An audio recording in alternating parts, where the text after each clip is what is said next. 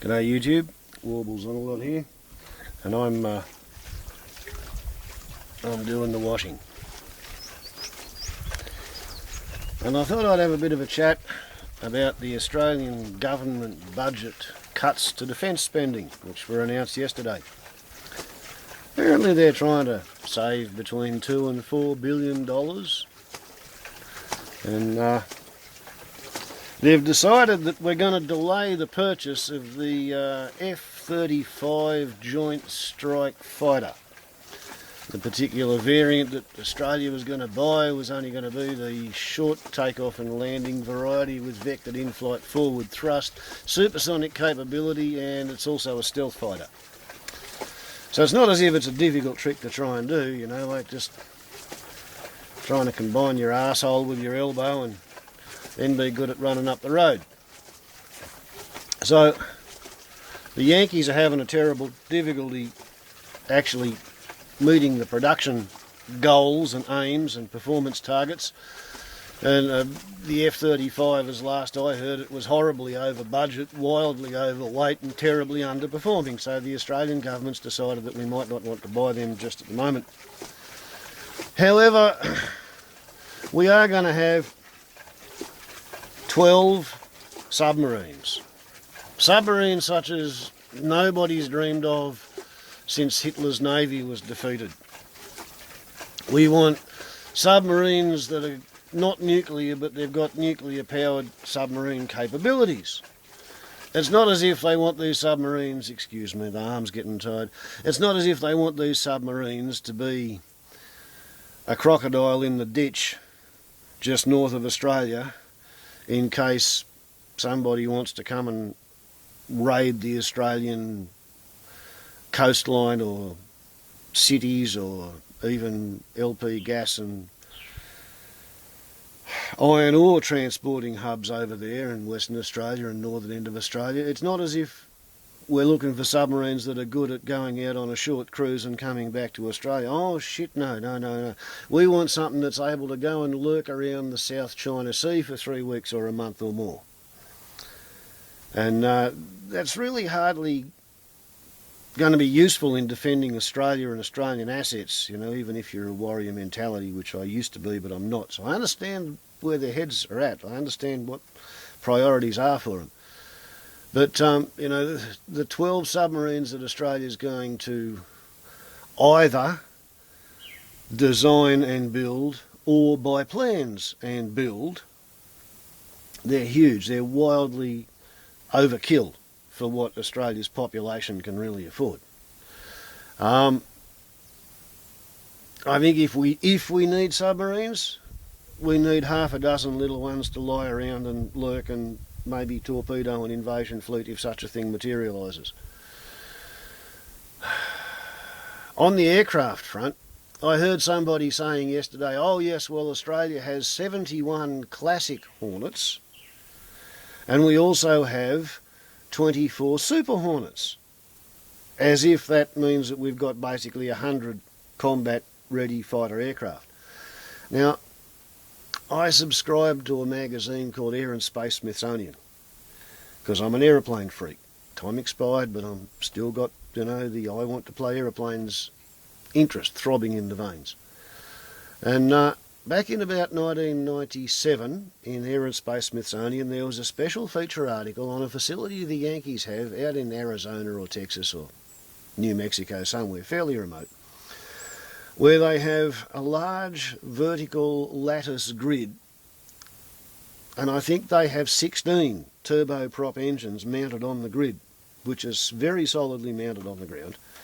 And this means that they can put a pylon with a full-size Black Hawk helicopter or an FA-18, probably 3 metres fuselage off the ground, and they can crank the engine of the aircraft up to full flight level, and they can provide it with full flight level slipstream because they've got this giant wind machine.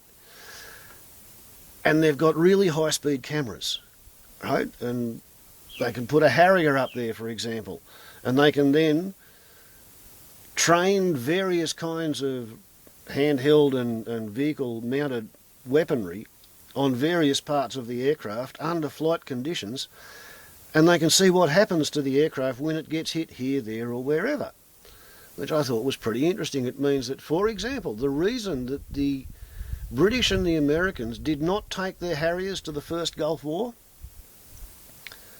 despite the success Harriers had had in the Falklands, is that any time you're likely to have to land where somebody might be within rifle distance of a Harrier, all they have to do is hit the soft aluminium brake pipe running down the rear undercarriage leg, which is between two hot exhaust jet outlets.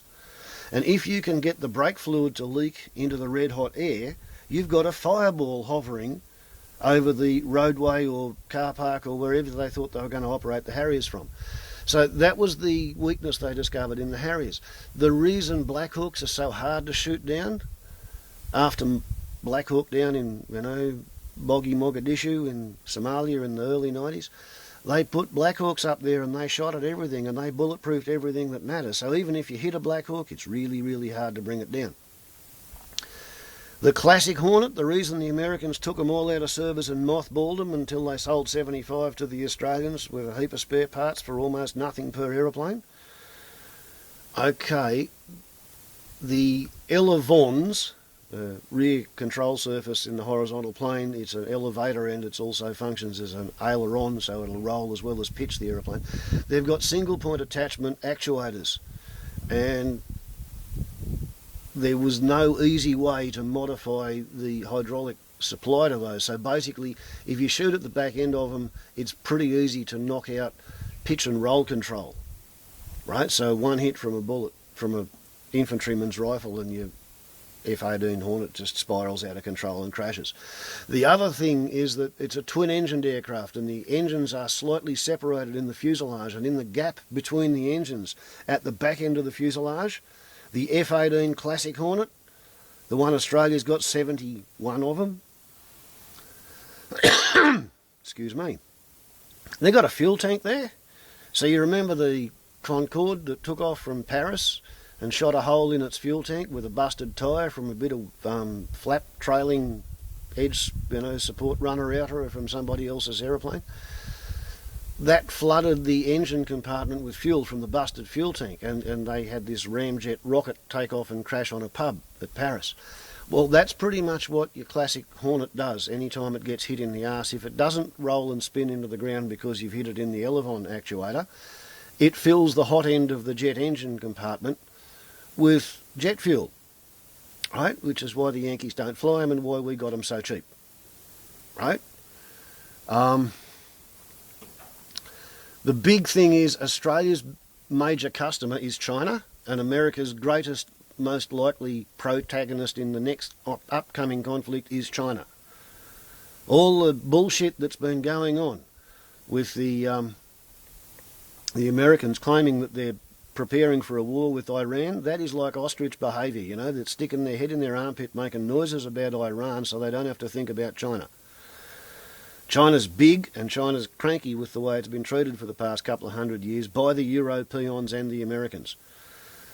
So far, Australians haven't really done much to annoy the Chinese, although we weren't very nice to them when they were out here as gold miners 150 years ago. We used to cut their pigtails off and do shit like that, and make laws against them smoking opium.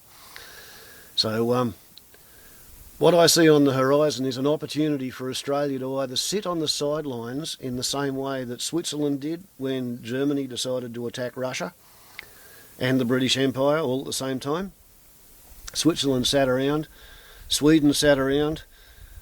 Neither of them got actually invaded or had to fight with anybody. Occasionally a bomber would overfly their borders and they'd shoot it down and intern it and let the crew escape. Or Australia can be like Hungary, and Hungary assisted Adolf Hitler with his grand Russian tour in Operation Barbarossa, and afterwards Hungary was a satellite state of the Soviet Empire for 40 years. Right? If you help a trumped-up military wannabe attack a really large major nation, you get to be conquered big time when the trumped-up little military wannabe goes down in a steaming pile of dog shit, and that's what's going to happen to America when they fight China, and you get to be held as a sort of hors de combat, Australia will become a Chinese satellite state if we assist America in losing the war to China. And it's not possible for America to win a war with China, so we better recognise quickly which side our bread is buttered on and stay the fuck out of this one. We don't need 12 submarines to snoop around the South China Sea because it's convenient to the Americans. We really should tell them to piss off and get out of Darwin. This idea of rotating their troops through Darwin on 6-month secondments so that they can hide in Darwin because Okinawa is now vulnerable to Chinese medium-range tactical nuclear missiles.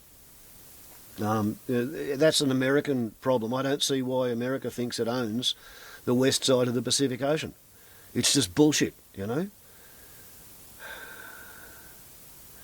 And what else is our government going to cut in order to bring in a bit of an austerity budget? They're going to take single parents and take them off the single parents' benefit when their youngest child reaches 8, I think. Might be 6. Basically, the idea is to have as many unguided juvenile delinquents coming out the teenage pipeline as soon as possible to generate social discontent in the suburbs in order to justify a legalistic law and order crackdown in order to suppress the population when the oil runs out and the electricity runs out. They want it to be illegal to have any kind of social disagreement or dissent. They want everybody regimented.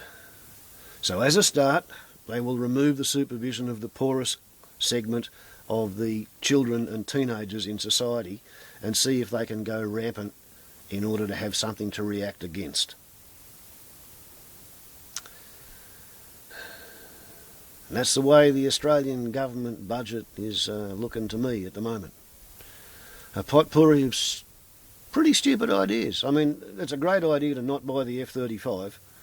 Just postpone it until the Americans cancel the project. That's great. We do not need 12 submarines. Stop relying on the F-18 Classic to be anything other than an airshow performer and a cross-country training exercise hack. It's certainly not combat worthy. And with that, I guess I have to get back on with the washing. It's not as if anybody's going to take much notice of my theories.